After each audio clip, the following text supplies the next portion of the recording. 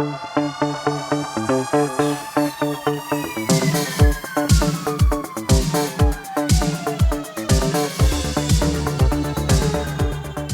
up, everyone? This is an STA podcast, episode 134 with Mikel and Tanyka.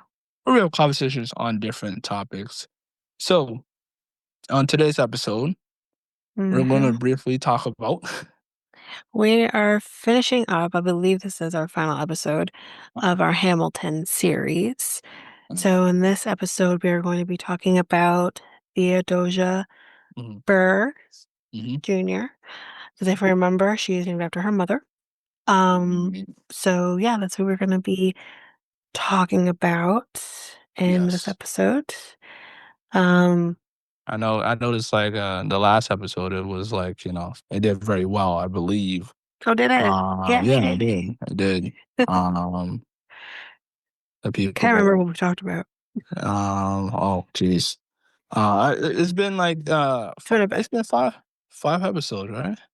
I think that makes sense. We started doing them in can't remember if we started doing them in January or I think we did do one in January, and then we took a break with Black History Month and Women's History Month. Yeah. And we got back on it in April.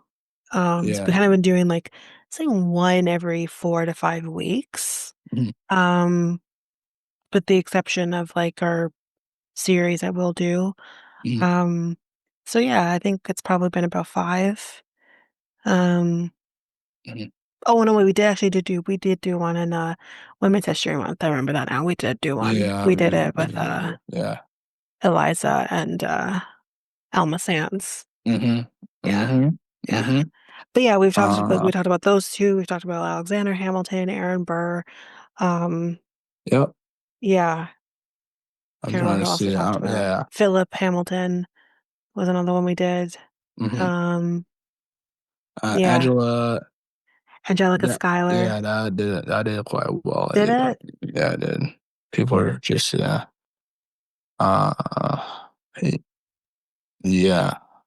The Schuyler sisters. Yeah.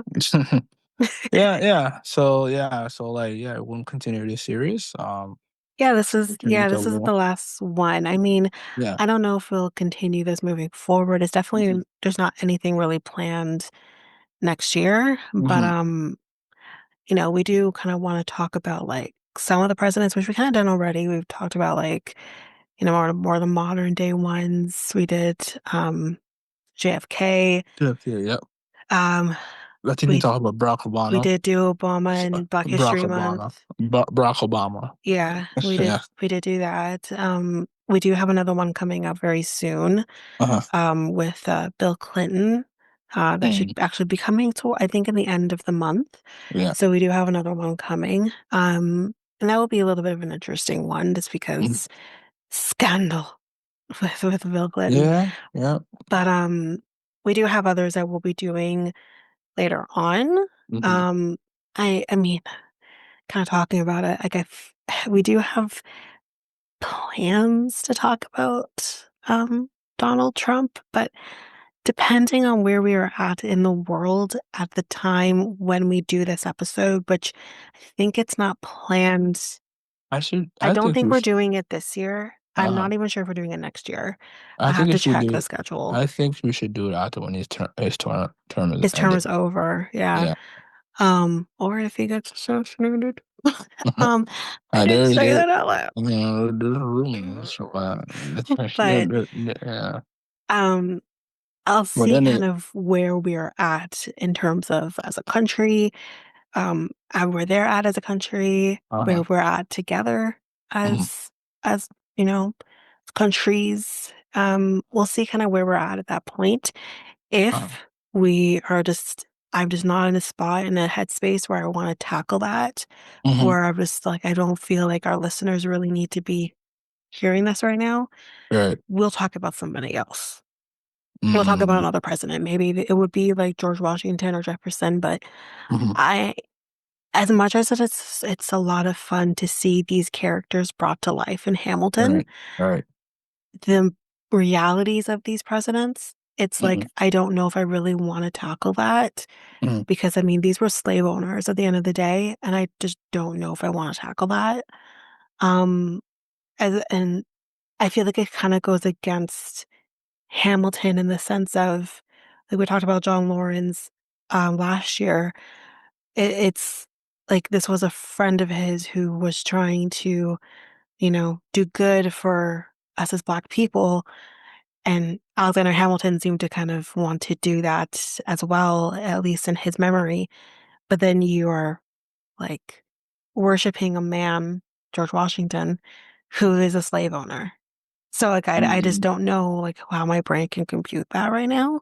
So Mhm. I just don't know if I'll be doing any of the presidents back in the day that were a part of the Hamilton um stage show. So like I don't know yet.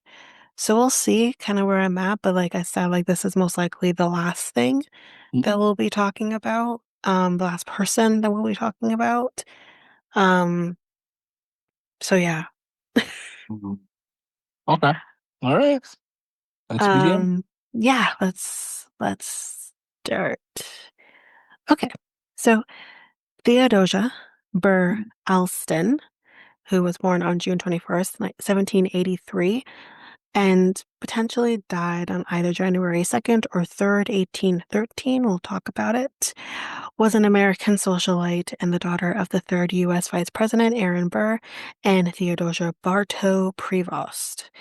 Again, we have talked about both Aaron Burr and her, Theodosia, mom. I think mom we talked about last year, and Aaron Burr we talked about earlier this year.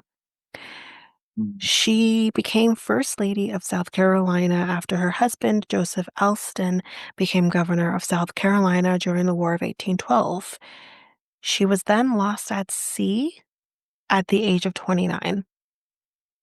Mhm. So Theodosia Burr Alston was born to Aaron Burr and Theodosia in Albany, New York in 1783, a year after they married. Alston's mother was the widow of Jacques Marcus Prevost. All right. We talked about that before. He was a British Army officer who settled in New York City. She had five other children from that marriage and was 9 years Burr's senior, which I don't know if we talked about the fact that she was older. I can't remember, but it's 9 years. Not a big deal. Alston was raised mostly in New York City. Her education was closely supervised by her father, of course, because he was very big on his own education from his family. So I can imagine he was the same way with her. Um, Mhm. who stressed mental discipline in Mhm. addition to the more conventional subjects such as French. Um, this one skips this. So not, yeah, French, music and dancing. The young Theo, or Theodosia, but we'll call her Theo, Mhm. began to study arithmetic, Latin, Greek, and English composition. She applied herself to English in the form of letters to her father, which were responded to promptly. The replies included detailed criticism. Their correspondence numbered thousands of letters.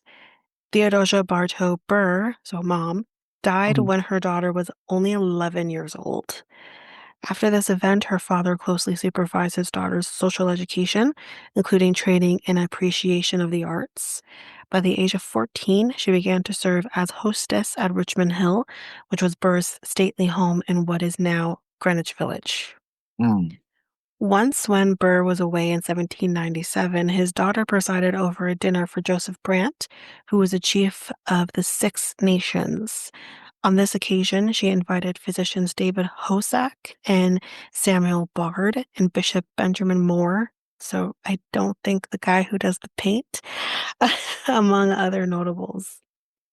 In 1801, Theodosia married Joseph Alston, who was a wealthy landowner from South Carolina. They honeymooned at Niagara Falls, Mhm. the first recorded couple to do so. That is so Mhm. cool. It has been conjectured that there was more than romance involved in this union, as they all were back in the day. It wasn't just about love. It usually was some benefit in Oh, getting married. Marriage was transactional back then, right, right. and in some cultures still is today. Yeah, old fashioned. There's the old fashioned Yeah. tradition, old fashioned tradition, and then there's a modern traditional old Yeah. fashioned relationship. I mean, And again, it's just like to some degree, I mean, but entering in again, this is coming from a person who's been married. mhm, Entering into a marriage is a business. It's a contract. You are yeah, literally signing a contract hmm to merge your lives together, right? So it's yeah. I think you do need to kind of look into those things. See, Um, see, I I don't get it. agree. See, I don't agree with either of those two. The old Mm. fashioned one is like the 1950s. Da da da. Or even before that. Yeah, but the modern traditional is like the evolved version of the old fashioned one, Of right? course.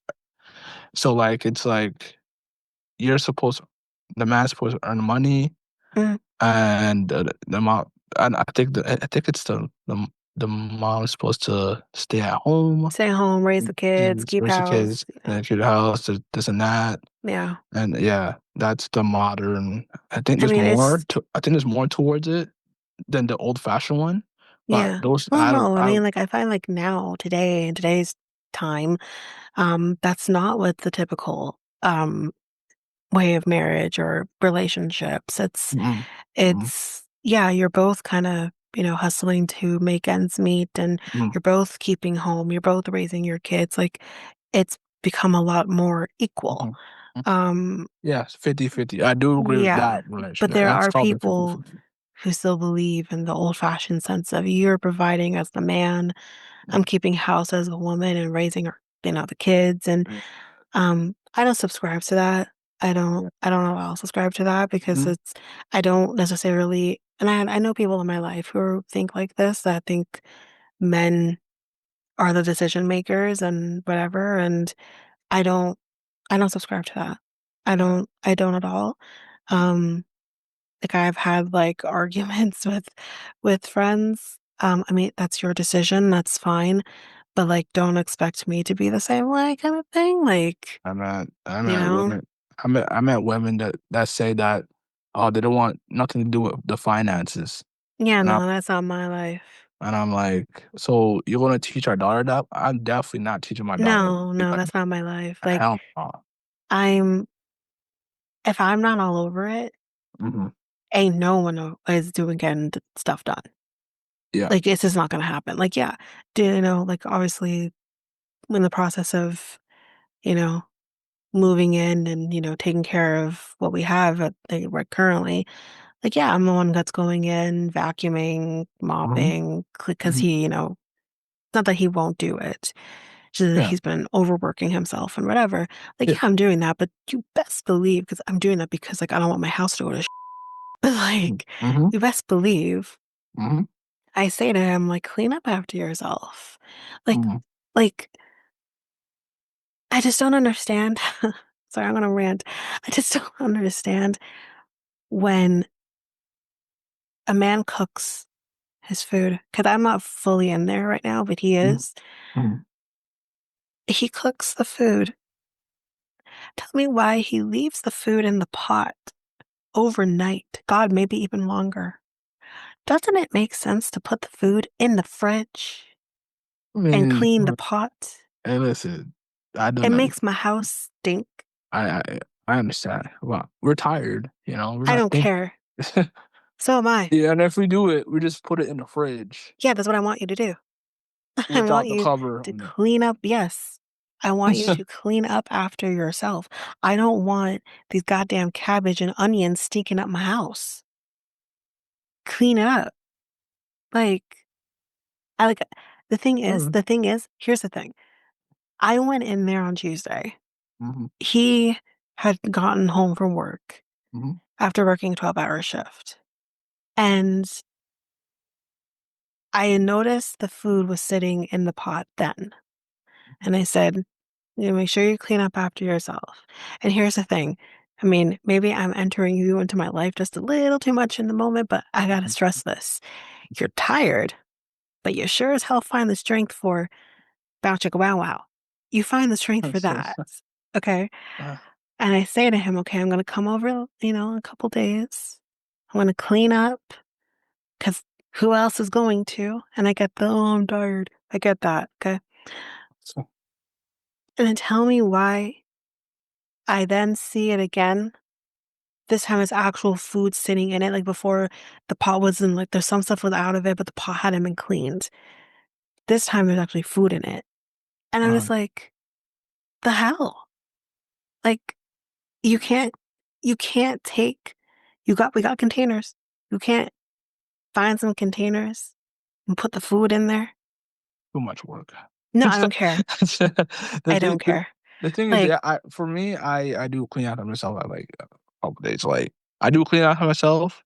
I look at it, I'm like, this place is a mess.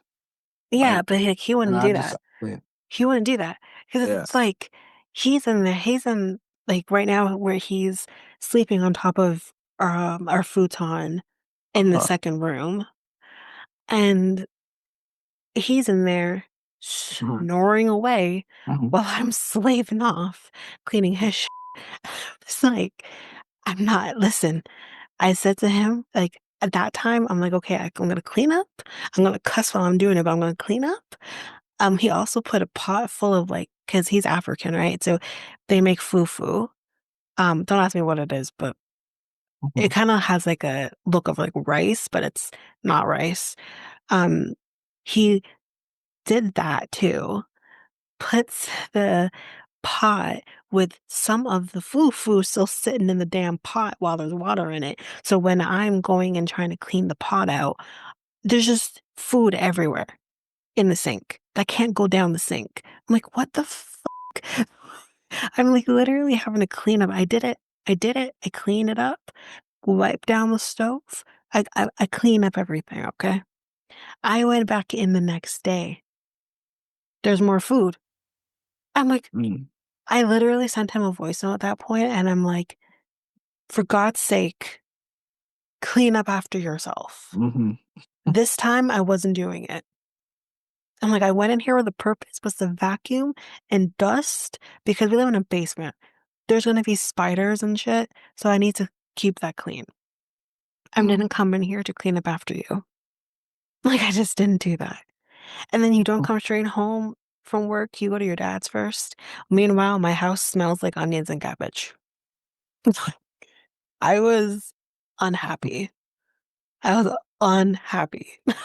Like, so moral of the story, men are mhm, gross. Anyways, and here's the thing. Here's the thing too.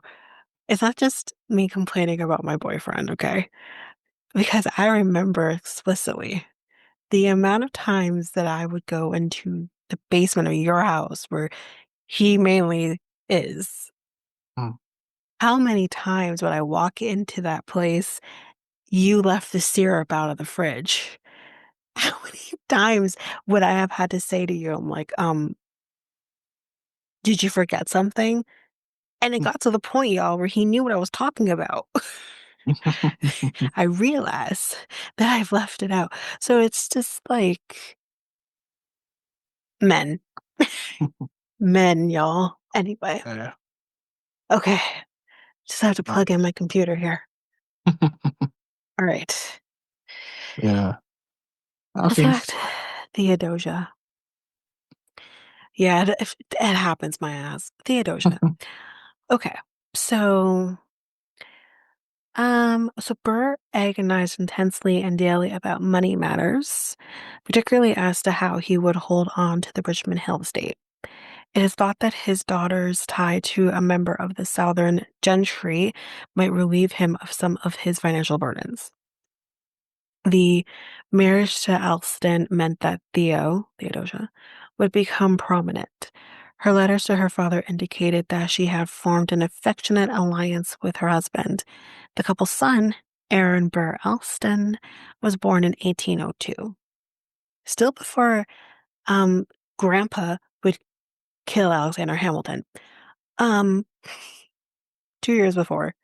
Anywho, following the baby's birth, Alston's health became fragile. She made up trips to Saratoga Springs and Ballston Spa, New York, to restore her health. She also visited her father and accompanied him to Ohio in the summer of 1806, along with her son.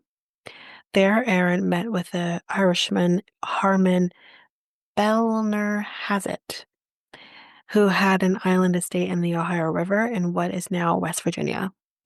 The two men made plans which were later joined by General James Wilkinson. However, what exactly those plans were is not definitively known, and as we kind of know, Aaron Burr is a very untrustworthy person, but who knows? Um, there's lack of supporting evidence for any of the popular allegations that have sprung about that. In the spring of 1807, which we've talked about this before, Burr was arrested for treason. So Aaron Burr for treason. We talked about that, I believe, very briefly in our um like jury trial episode. We had talked about like the media and jury trials. Um, so that was a while back, but I think that's like a year and a half ago that we did that one. Um, so during his trial in Richmond, Virginia, Alston was with him, providing comfort and support. Burr was acquitted of those charges against him, but left for Europe, where he remained for 4 years. He fled. While her father remained in exile, Alston acted as his agent in the U.S., raising money that she sent to him and transmitting messages. Alston wrote letters to Secretary of the Treasury Albert Gallatin and to Dolly Madison in an effort to secure a smooth return for her father. Alston's son, um, he died of malaria, and he died on June 30th, 1812, at the age of 10. The resulting anguish affected her health to the point of preventing her from traveling to New York upon her father's return from Europe in July of 1812. Unable to join him, she had to wait until December before she could make the journey. Several months after the War of 1812 broke out, Alston's husband was sworn in as a governor of South Carolina on December 10th. As head of the state militia, he could not accompany her on the trip north. Burr sent Timothy Green, who possessed some medical knowledge, to accompany her instead. On December 31st, 1812, Alston sailed aboard the schooner Patriot. The Patriot was a famously fast ship which had originally been built as a pilot boat and had served as a privateer during the war when it was commissioned by the U.S. government to prey on English shipping. So we're still having issues with the British. Anywho's, it had been refitted in December in Georgetown, its guns dismounted and hidden below decks.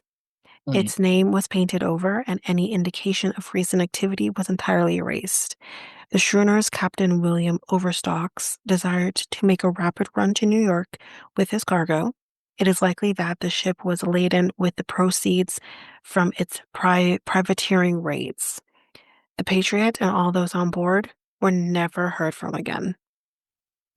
Like they just disappeared.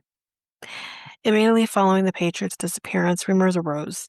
The most endearing was that the Patriot had been captured by a pirate, and that something had occurred near Cape Hatteras, notorious for wreckers who lured ships into danger. Aaron Burr refused to credit any of the rumors of his daughter's possible capture, believing that she had died in a shipwreck. But the rumors persisted long after his death, and after around 1850, more substantial explanations, quote unquote, of the mystery surfaced, usually alleging to be from the deathbed confessions of sailors and from criminals about to be executed. So here are those stories. One story, which was considered somewhat plausible, was that the Patriot had fallen prey to the wreckers known as the Carolina Bankers, who operated near Nags Head, North Carolina, and were known for pirateering wrecks and murdering both passengers and crews. When the sea did not serve up wrecks for their plunder, they had lured ships onto the shoals. On stormy nights, the bankers would hobble a horse, tie a lantern, um, flat lantern around the animal's neck, and walk it up and down the beach. Sailors at sea could not distinguish the bobbing light they saw from that of a ship that was anchored securely. Often they steered toward shore to find shelter, and said they became wrecked on the banks, after which their crews and passengers were killed. In relation to this, Mr. J. A. Elliott to Norfolk, Virginia, made a statement in 1910 that in the early part of 1813, the dead body of a young woman, quote, with every indication of refinement, had been washed ashore at Cape Charles and had been buried on her finder's farm. So I guess they're trying to say that could potentially have been Theodosia, but like we don't know. Another writing in the Charleston's News and Courier, Foster Haley claimed that documents he had discovered in the state archives in Mobile, Alabama, said that the Patriot had been captured by a pirate vessel contained by John Howard Payne, and that every person on board had been murdered by the pirates, including, quote, a woman who was obviously a noble woman or a lady of high birth. However, Haley never identified or cited the documents he had supposedly found. Another one. The most romantic legend involves piracy in a Karankawa Indian chief on the Texas Gulf Coast. The earliest American settlers to the Gulf Coast testified of a Karankawa, hopefully I'm saying that right, warrior, wearing a gold locket inscribed Theodosia. He had claimed that after a terrible storm, he found a ship wrecked at the mouth of the San Bernard River. Hearing a faint cry, he boarded the hulk and found a white woman naked except for the gold locket, chained to a bulkhead by her ankle. The woman fainted on seeing the Karankawa warrior, and he managed to pull her free and carry her to the shore. When she revived, she told him that she was the daughter of a great chief of the white men. Yeah, right. Who was misunderstood by his people, Lehoke, and had to leave his country. Well, that's what happens when you commit treason and kill someone else. But anyways, I digress. She gave him the locket and told him that if he ever met white men, he was to show them the locket and tell them the story, and then she died in his arms. Yep, that didn't happen. Um, Another myth traces its origin to I think it's Gay Ari's 1872 novel Fernando de Lemos, Truth and Fiction. Gayari devoted one chapter to a fictional confession by the pirate Dominique Ukes, or I think that's how you say it, admitting to having captured the Patriot after discovering it dismasted off Cape Hatteras following a storm.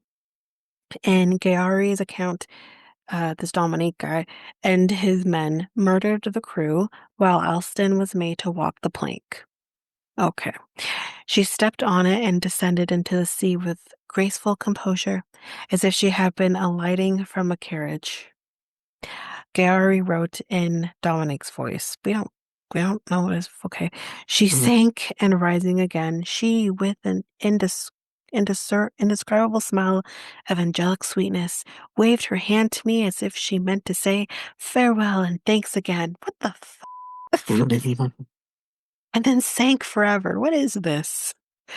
Because Gayari built his novel as a mixture of truth and fiction, there was popular speculation about whether his account of Dominique's confession might be real, and the story entered American folklore. Another one. American folklorist Edward Rowe Snow later published an account in Strange Tales from Nova Scotia to Cape Hatteras, incorporating the Gayari story with later offshoots. For example, a woman named Harriet, I think it's Spragg, or like Prague, but Sprague, there we go, I got it, made a sworn statement before a Michigan notary on February 14th, 1903, claiming to corroborate details in Gari's novel. Oh, get out of here. No, concerning Dominique's confession. Sprague described the contents of an 1848 confession by pirate Frank Burdick, an alleged shipmate of Dominique's when the Patriot was attacked.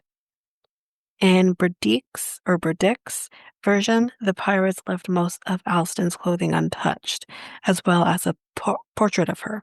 Later, wreckers, locals known for rifling stranded vessels in often criminal fashion, discovered the deserted Patriot, and one of them carried the painting and clothing ashore.